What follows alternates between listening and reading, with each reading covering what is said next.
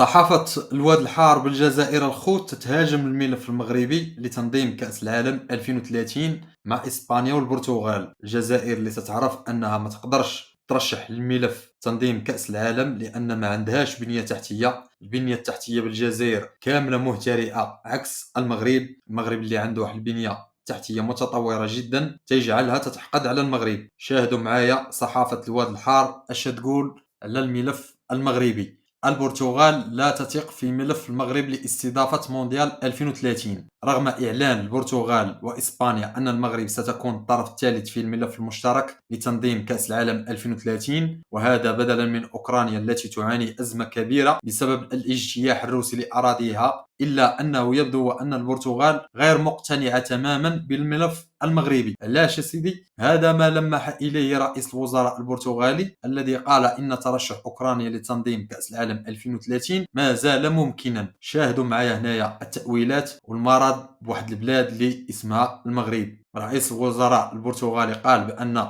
ترشح أوكرانيا ما زال ممكن، وجهوا نيشان البوصلة للمغرب وقال لك أن البرتغال لا تثق في المغرب. وشوفوا معايا كمية الحقد هنايا من الحاضرة بالجزائر. ورغم أن رئيس البرتغال لم يشر إلى إمكانية استبعاد المغرب، إلا أن حديثه عن عودة أوكرانيا لتكون أحد أطراف الملف فهم بأن البرتغال قبلت بانضمام المغرب للملف الإيبيري مضطرة بسبب الأوضاع في أوكرانيا، رغم عدم قناعته بما يمكن أن يضيفه المغرب إلى البرتغال وإسبانيا. الله أكبر.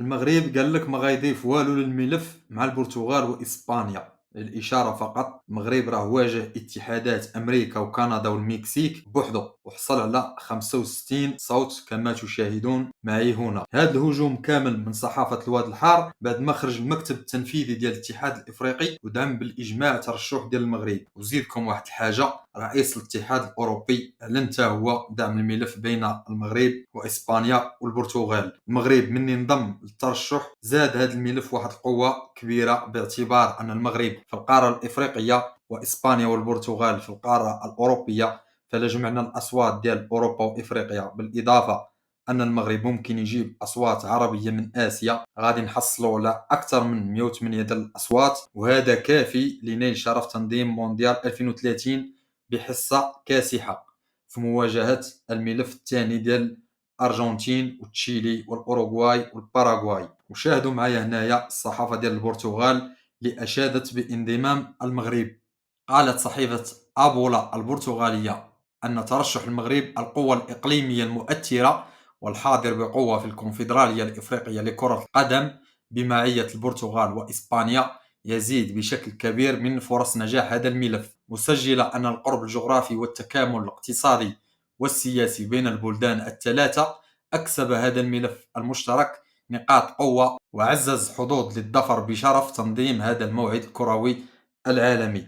المغرب راه واضع خطة لتطوير المطارات ديالو باش يستقبل 37 مليون زائر سنة 2030. في المقابل الجزائر واضعة خطة لعرقلة المغرب، عوض يهتموا بالجزائر والجزائريين اللي ما صابوش شكارة الحليب والزيت ما كاينش، السميد ما كاينش، والصفوف الطويلة اللي أصبحت عادة بالجزائر مقابلين المغرب.